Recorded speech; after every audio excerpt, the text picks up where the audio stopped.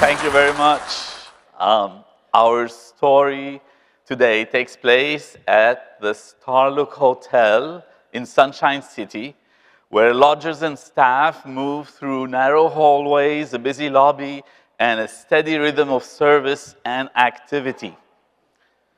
3 injured workers stand out in this setting: Charlie, Rose, and Samuel, who teammates call Papa Sam. Now, Charlie is a 23-year-old bartender working behind a compact bar near the main lounge. And as he prepares for the morning rush, restocking glasses and setting up supplies, he loses his footing on a small step stool and falls and injures his back. Rose is 41 years old and works in hospitality. She delivers room service, cleans rooms, washes laundry, and lots of lifting during a busy shift.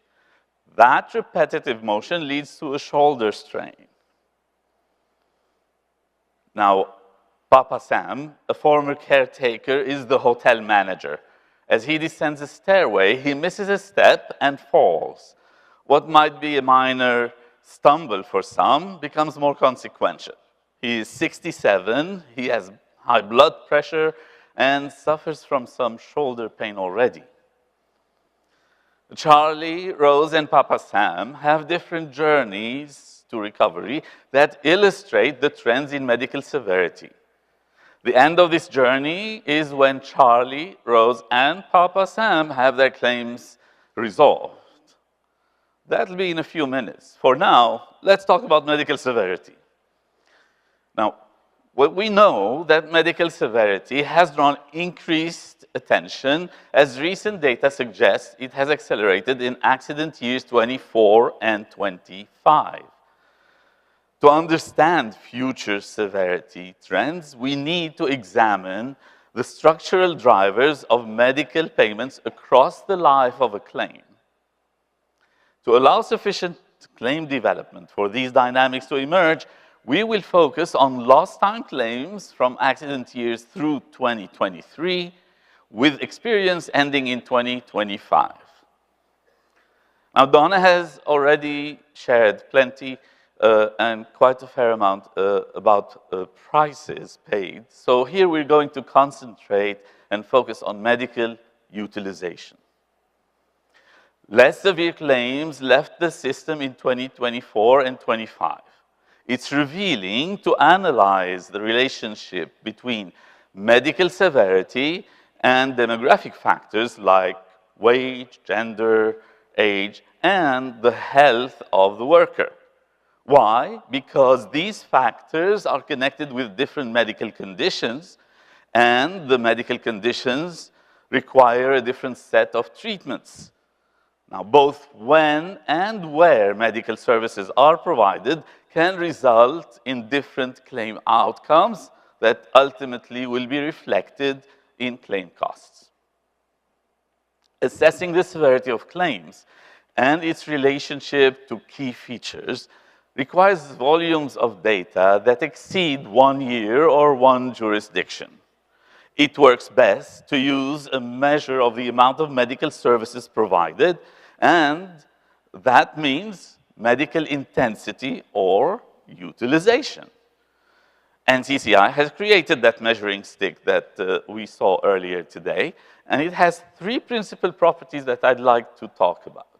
First, it is additive across medical cost categories. We add up professional services with facility visits, drugs, and medical equipment, all into one utilization value. Second, it is common across jurisdictions. A doctor's visit is a doctor's visit, be it in Maryland or in Oregon. And finally, it's also constant over time. It doesn't matter what year or month the injured worker received the service. We can compare treatments over time without being affected by price changes. Now, every injured worker is unique. Here, we're going to examine the impacts and interactions between these 4 factors: the injured worker's wage, their gender, the age, and finally, the medical conditions that are treated other than the injury. In other words, comorbidity. Charlie is a 23-year-old bartender, as we said. He earns about $15 an hour, but also makes a fair amount in tips. That said, his wages are still in the lower range relative to the state average weekly wage. Soon to be released NCCI research shows that there is a positive correlation between injured worker wages and medical utilization. The more an injured worker earns, the greater the medical cost. Given Charlie's wage and age, one would expect that Charlie's injury will require a limited amount of treatment and cost. And indeed, that is the case. Charlie goes back to work only a few weeks after his injury, with his claim being settled for future medical for over-the-counter pain medications. Our research shows that this wage correlation also exists when controlling for the worker's age and indeed economic sector or jurisdiction. Here's what we know. The higher wage group has more major surgeries per claim than the lower wage group. And physician payments per claim are also greater. And here's one interesting fact. 1 in 2 low-wage injured workers have claims that cost less than $5,000 in indemnity benefits. For the higher wage group, that's 1 in 4. All this to say, a higher wage worker is less likely to file a claim for a less serious injury. 2 potential reasons for the difference in medical severity by wage group are the following. First, higher wage workers are typically exposed to greater risk. Think of the higher risk roofer compared to a mason. That level of risk needs to be compensated. Second, familiarity breeds contempt. In some occupations, there may be a sense of safety complacency by more experienced workers. Now, familiarity, we know, often comes with age, and here again we see what you would expect. Medical utilization grows with age, notably within each wage group. That wages vary across industry, that is clear. What's also clear is that medical utilization grows with wage groups within industry sectors.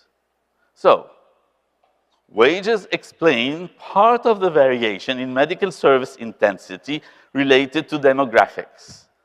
They're closely tied to industry and workforce composition.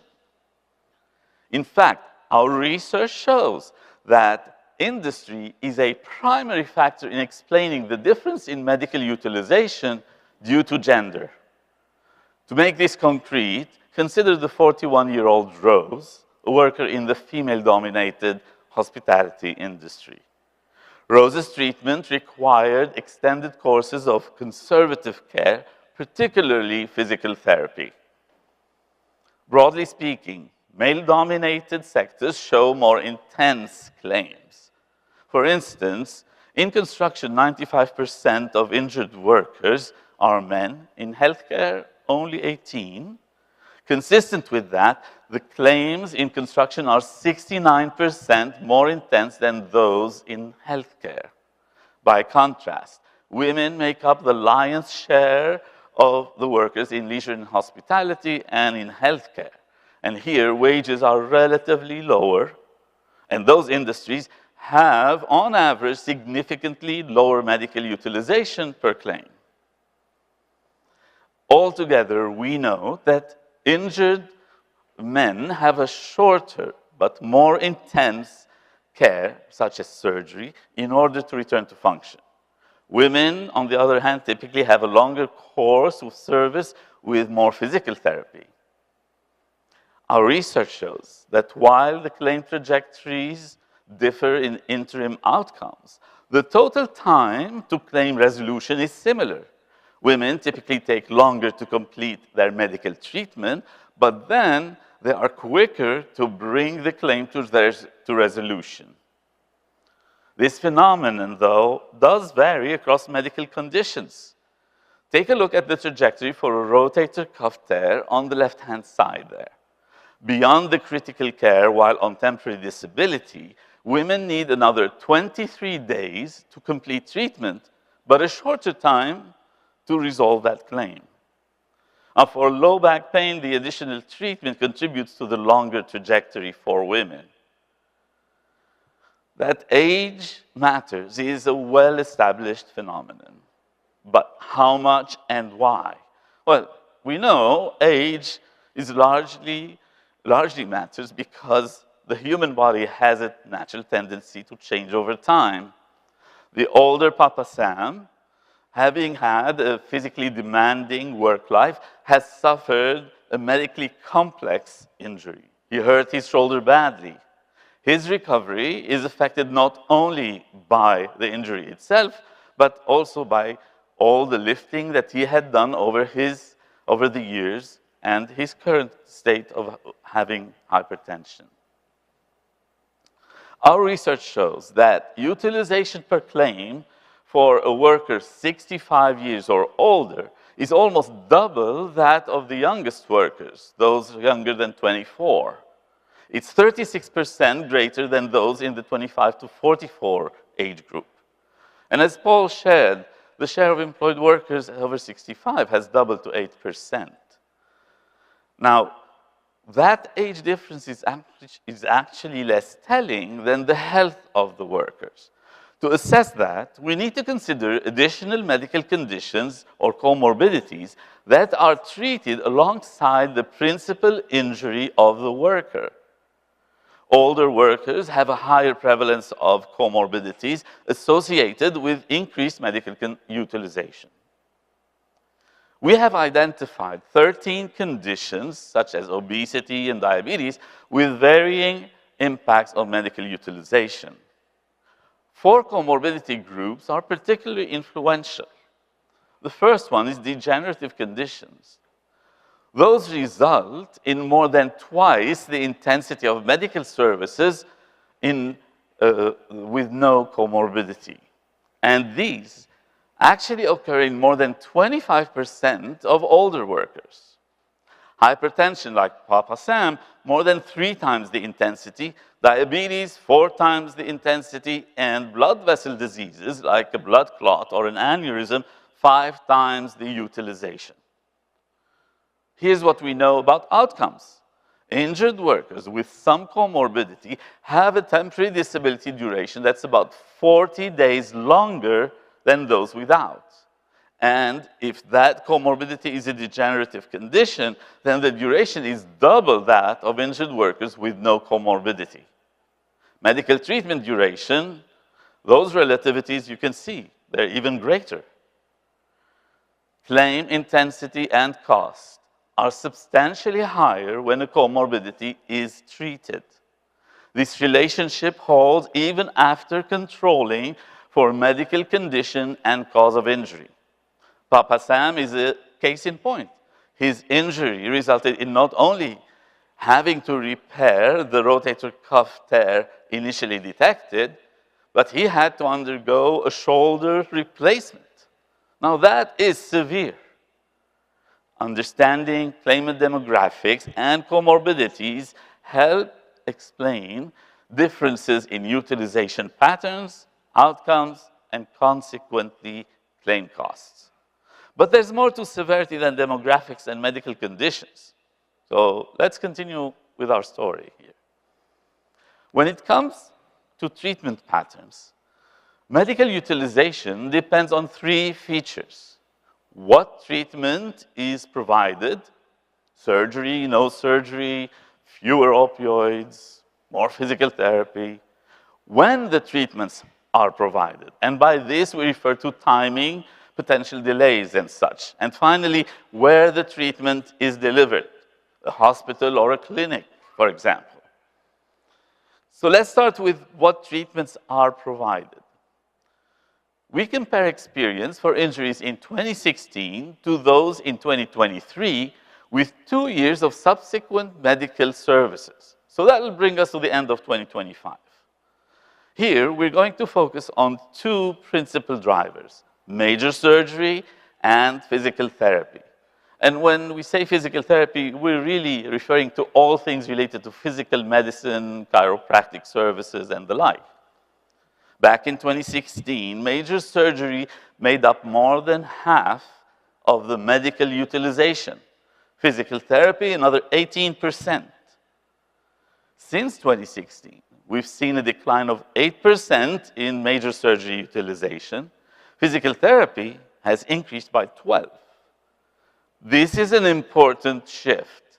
For bartender Charlie, this would not have impacted his straightforward recovery very much.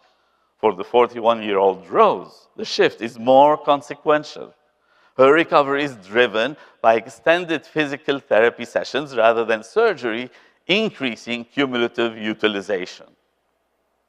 So what's the story with physical therapy? We heard from our friends in California about the dramatic increased use of unlisted codes in medical billing. Our story is a little different. We have not seen such an increase in NCCI states. Now, this is important.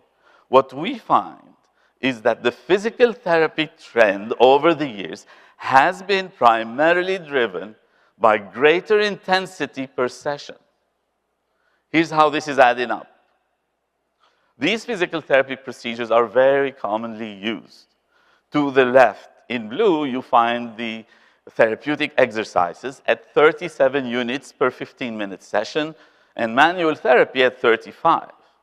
To the right, the more expensive ones, the therapeutic activities at 51 units per session, neuromuscular re-education at 46. The physical therapy services with greater medical utilization units are growing in use. Furthermore, physical therapy utilization of the more expensive services exhibit impressive growth. This is consistent across states and has been trending up through the years. However, major surgery, well, that is coming down. 8% decrease is what we saw in utilization. This is in part driven by the rate of major surgery per indemnity claim falling by 10%, despite the change in the composition of claims reflecting more severe injuries. The largest driver of the decrease in surgery utilization comes from the fewer resource-intensive inpatient stays. That resulted in a 24% drop in hospital inpatient utilization. And that simply means we see conservative treatment on the rise. The natural question here is this: is major surgery not taking place at all, or is it being delayed? Delays are thought to be closely correlated with additional costs, and in particular, additional medical services. Comparing injuries that occurred in 2016 and 2023, the median time to that very first medical encounter has remained steady at 1 day from injury. The average increased, but only by 2 days. However, more specialized treatments exhibit a different pattern. The median time to that first physical therapy session, that increased by 1 week to 38 days from injury. For someone like Charlie, the bartender, timing differences have limited impact given his shorter trajectory. For someone like Rose, however, delays in initiating that physical therapy directly extend the overall duration of her treatment, since her recovery depends on sustained conservative care. Next, the median time to that first major surgery. That grew by a little more than a week to 77 days from injury. For someone like Papa Sam, timing plays a different role. Delays in specialty care compound with his comorbidities, further extending both recovery time and outcomes. Altogether, treatment duration in 2023 was 6 days longer than 2016. Potential reasons for delays in physical therapy and surgery include, number one, broader system factors such as access to care, and two, pre-authorization processes and denial rates. Notably, these factors vary by state because of population dynamics and individual state rules. Our research finds that differences in time to that very first treatment do not necessarily amount to increased duration as long as the delays are limited to a handful of days.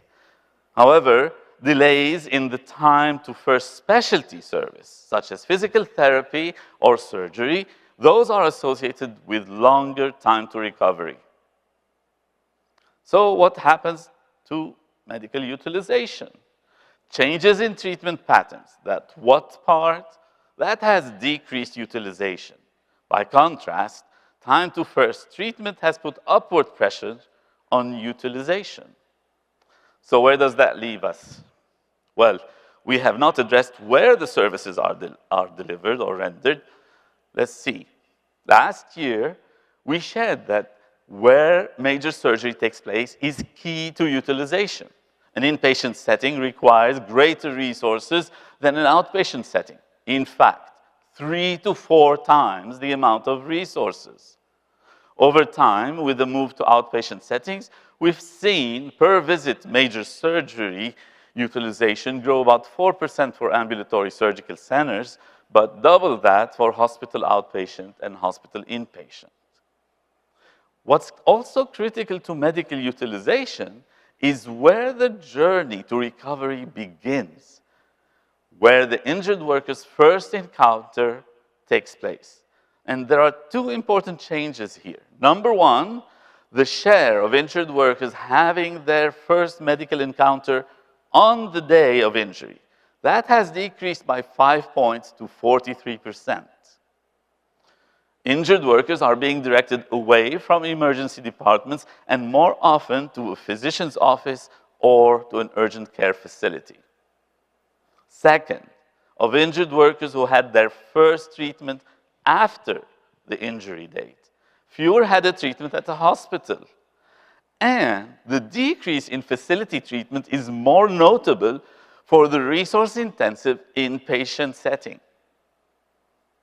And all this is important because, now this one's a keeper, non-facility settings correlate with lower medical utilization.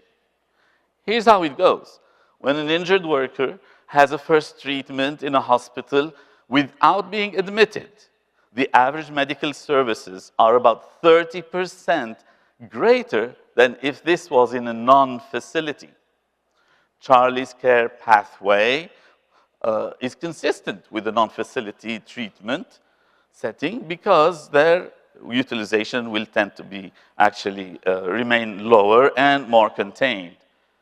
Now for Rose, she is more likely to move through outpatient and physical therapy settings where repeated visits drive sustained utilization over time. Now, if the injured worker is admitted into the hospital, we're talking about 6 times the intensity of medical services within a 2-year period. Papa Sam is more likely to experience hospital-based or higher acuity settings which are associated with substantially higher utilization. All this to say, we've got 2 important relationships here. Number one, an injured worker with the first treatment in a non-facility is likely to have lower medical utilization, even though treatment may start a little later. Second, inpatient stays raise the severity by a lot. At the end of the day, all demographic factors and treatment patterns taken into consideration, medical utilization per claim for injuries in 2023 was 4% lower than the utilization in 2016. Injury and worker characteristics influence the medical conditions that develop and the overall complexity of the claim. That, in turn, has a direct relationship with claim outcomes. Here at NCCI, we've identified several outcome measures, and each provides relevant information about the claim resolution and the associated costs. Outcome measures track claim progression through key milestones. First, temporary disability duration. That's the number of days that the injured worker is away from work, the time of critical treatment that the injury requires. From there on, medical treatment is less intense, allowing the injured worker to be back at work. For claims that are with permanent disability, the next milestone is the maximum medical improvement. That's when the medical condition has stabilized. And medical duration is the time through which medical treatment continues, and finally, time to closure or claim resolution. Here are some sample trajectories for the average low back pain claimant Charlie in orange and Papa Sam's rotator cuff injury in blue. Now, notice that the path to claim resolution varies widely. We're talking about going from 30 weeks to 62. And that's due to demographics and treatment patterns, but also reflecting the medical conditions and the type of resolution. Taking our full experience of claims that close within 2 years, including all jurisdictions and all medical conditions, we see that the average injured worker with a temporary disability claim takes about 7 weeks of temporary disability, another 8 weeks of additional medical treatment, and 15 weeks to resolve the claim. In contrast, a permanent disability claim takes about 16 weeks of temporary disability, another 22 weeks of additional medical treatment, and 20 weeks to closure. Across NCCI states, the experience of lost time claims from accident year 21 through 23 shows general stability with some delays. Temporary disability duration grew by a full week. That's an 8.7% increase. Treatment duration also increased, but just barely. One might say, but our book is different, our state is different, and they would not be wrong. Yes, let's say it all together. Come on now. Every state has a story. You got it. Okay. Well, our research actually has shown that state variations are critical to treatment patterns, and consequently, utilization varies quite a bit. What about outcomes? Here you go. Now, each bubble here represents a state. Considering all claims that close within 2 years, temporary disability varies anywhere from 6 to 7 weeks for states like Oregon or Vermont, but can be as long as 15 weeks for states like the Carolinas or Georgia. The medical treatment period beyond temporary disability, you see that in blue, that adds anywhere from 6 to 17 weeks. And time to close, that shows the largest and widest variation across jurisdictions, an additional 9 to 25 weeks, and that's the period after all medical services have already been delivered. Now notice how one state, Iowa, for example, has a shorter temporary disability duration, but then more time is needed to complete the medical treatment, so it moves to the middle of the pack. And at closure, it's just slightly above the median state. Missouri, by contrast, it also starts with a short temporary disability period, but ends up at the top of the range for time to closure. Reasons for the wide variation in time to closure are many. They include carrier practices, the administrative system of the state, attorney involvement. Our research finds that claims with attorney involvement have durations that are 6 months longer than those without. Estimates of future medical can be difficult in cases where comorbidity is a driver. And the injured worker's state of mind, that is key, of course. We know that states vary in the amount of services provided per claim. So the question one would like to answer is this: if a state tends to use more resources, How does that relate to duration outcomes? For that, we divvied up the states into 3 groups of medical utilization per claim. The lower ones in blue, the middle in white, and higher utilization in pink. And then what we did is we examined how they would travel into the buckets of high, medium, and low for various outcome measures. Starting with temporary disability duration, you can see some of the states with high utilization in pink travel along to the long temporary disability duration. Others travel to the medium bucket of temporary disability duration, and yet some others to the lowest of the 3. Likewise, for states that lie in the medium utilization bucket, that's the white one to the left, they travel to different duration buckets. And in a similar phenomenon takes place going from temporary disability to claim closure. This is simply evidence that states have different dynamics. And I bet if we all had injured workers at the age of Papa Sam with the same comorbid conditions, we would see longer durations and more intensive treatment. In fact, some 2.5 times more intensive, and thus much greater medical severity. And if they all had the same repetitive job as Rose, well, we would see greater utilization of medical services and longer durations, but no surgeries. And so here we would see medical severity right about where we are today. On the other hand, if all our injured workers were like bartender Charlie, well, we know that low back pain rarely results in major surgery, and so our treatment patterns would be a lot less intense, and our time to claim resolution would be shorter.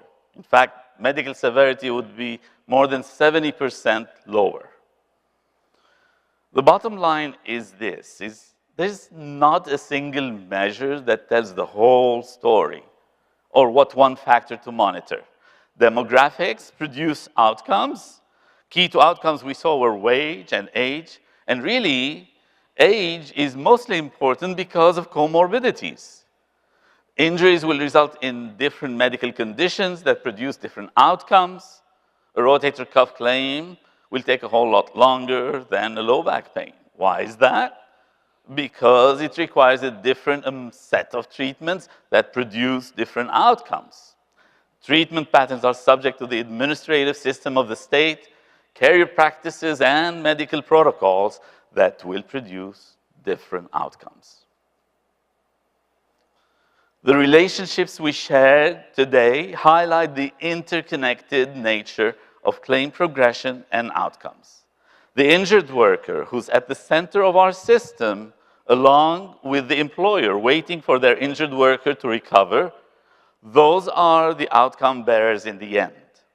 So let's not forget them. I have one last thing to share.